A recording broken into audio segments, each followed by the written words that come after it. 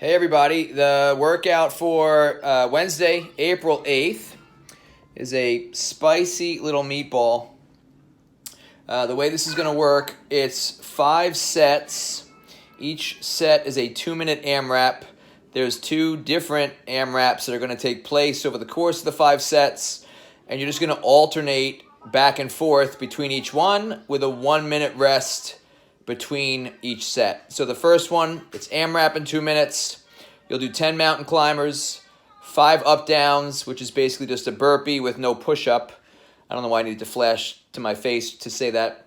5 up downs and then 5 jumping squats. Of course, I'll demonstrate each of those, discuss any potential scaling options that you might need. You'll do as many rounds as possible of that in 2 minutes. You'll rest a minute. Then you're going to perform another 2-minute AMRAP. This time you're going to grab a dumbbell if that's what you have access to. That's kind of the preferred implement here. If you don't, we'll go over some of the options for that. And just do as many hang clean and jerks as possible in those 2 minutes. You'll have the ability to switch hands as many times as you would like throughout those 2 minutes. So you could switch every 5 reps, every 10 reps, every 15 reps, every 1 rep, whatever suits your fancy there. Just as long as you try to hold on to the dumbbell and keep it moving for the entire 2-minute time frame, that's really the goal. You'll rest a minute, perform set A again, so that same AMRAP that you started with, you're going to do that again. Then rest a minute, perform AMRAP B, which is the hang clean and jerk, rest a minute, and then finish up with your 5th set, which is your 3rd set of set A, the AMRAP of mountain climbers, up downs, and jumping squats. This is like Star Wars in a galaxy a long, long time ago. The warm-up, so we'll start out with some dynamic stretching. We will run through a miniature little version of the workout, just get your heart rate up, prep the movements nice and good. So a miniature little version here, just one time through of the, I'm pointing at the phone, but I'm supposed to be pointing at the whiteboard. 10 mountain climbers, 5 up downs, 5 jumping squats, rest about 30 seconds, pick up your dumbbell, knock out 5 reps per arm of the hang clean and jerk, rest 30 seconds, and then finish up with another set of those first 3 movements. Just give your body and your mind a little flavor of what it's in for. As far as equipment, I'll go over some of the potential options here with respect to what you guys have access to. Again, the preferred piece of equipment is a dumbbell. If you don't have a dumbbell but you have a kettlebell, you can use that. If you have a barbell, you can utilize that for the hang clean and jerk. Obviously, you won't be switching hands with the barbell, and the goal will just be to hang on for as long as you possibly can for as many reps as possible. You can go heavy if you want to, and it won't be a ton of reps. You can go lighter and get a ton of reps. Again, whatever floats your boat. If you have a plate, I'll go over what that could look like. Basically, you'll perform a plate ground to overhead. And then, of course, our backpack option, which I just realized I do not have my backpack here, but you guys hopefully get the idea with the backpack at this point. Let's go over the movements, what we're looking at here.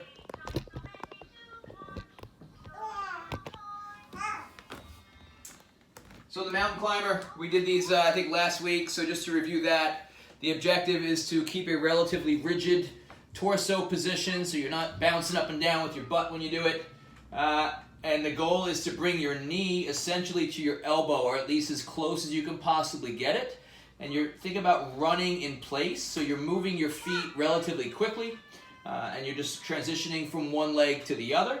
So 1 rep constitutes 1 leg moving. So if you're going to only count, let's just say, for example, when your left knee touches your left elbow, then you would be performing 5 reps. So it's 10 total repetitions if you include every single time a leg moves. Hopefully that made sense. So I'll count out loud as I do these. 1, 2, 3, 4, 5, 6, 7, 8, 9, 10. Okay, 10 of those. Followed by 5 up downs. So you'll be right in the position you need to be to start those. So after your 10th mountain climber, just stand up. And then the up down, plant your hands to the floor. Snap the feet back to the top of a nice rigid push-up position. Snap your feet back in. Pop your hips up. Stand up. So it's basically a push-up with no burpee. a burpee with no push-up and no jump at the top. I'll just do a couple in a row.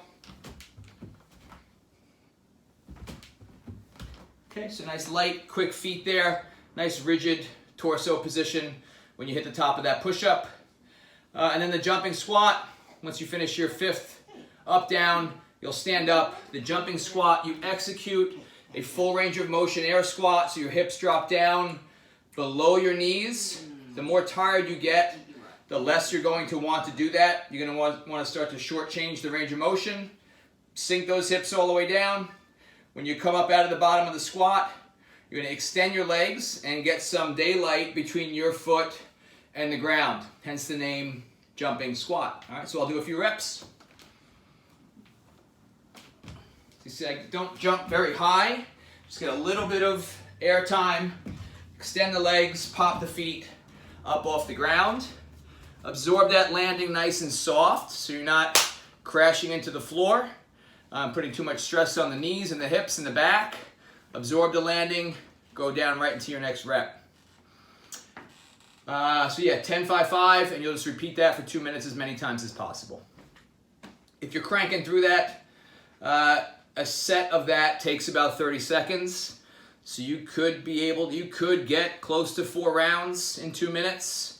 That'll be pretty nasty if you can do that. Good goal is 3 for sure.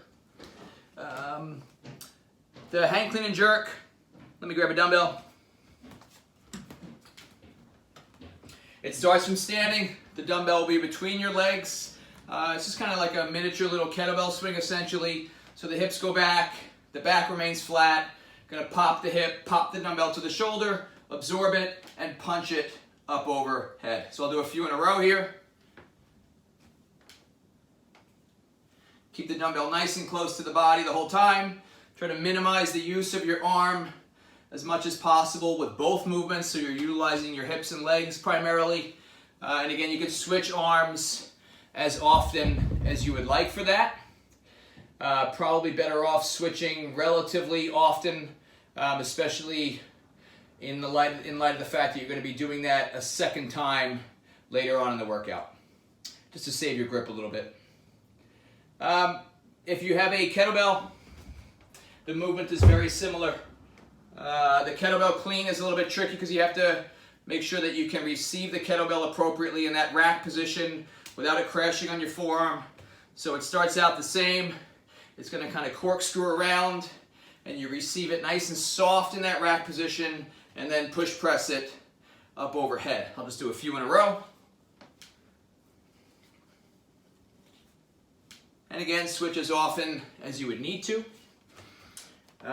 If you do not have either of those, or if you just prefer and you want to use a barbell, I don't have a barbell here, but the barbell, basically the hang clean, just from either the hip, the mid-thigh, or even just above the knee. Perform the clean to the shoulders, and then push press it or push jerk it up overhead. And just try to do as many reps as you possibly can. If you do have to break them up, try to minimize the rest between reps as much as possible. Again, another option with that, if you want to go heavier, you could pop some weight on the bar. Maybe you won't get a ton of repetitions in those 2 minutes, but might be a fun way to kind of just change the stimulus of the workout a little bit. And then a plate, if you guys only have access to a plate, I'll demonstrate it with an ab mat. So imagine this is a plate. You would just do the plate ground to overhead. So you would tap top of the plate to the floor, and then just kind of snap the hips, punch it to full lockout, lower back under control, tap it, and repeat. So you do as many of those as possible in 2 minutes. And with that, since the plate will likely be relatively light, you could probably just hold on for the full 2 minutes and just keep it moving. And then finally, a backpack. I failed to grab my backpack for this, but I'll just pretend that this is my backpack. Same basically idea as what we just demonstrated with the plate ground to overhead. Grab the sides of the backpack, load it up as heavy as you possibly can with whatever you have access to. From there, it's a snap of the hips and a punch to full lockout overhead. We've demonstrated that movement a bunch, so hopefully you guys are good to go there. That's Jen's backpack. That's it, guys. Certainly reach out if you have any questions. If you guys have access, to other pieces of equipment that you would like to try to incorporate into this workout or any workout for that matter, please feel free to reach out. There's, of course, ways to implement all that stuff and integrate it with respect to replacing some of the movements that we've been performing.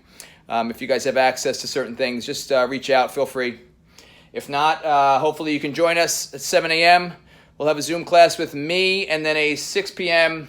Zoom class with the one and only Coach Jen.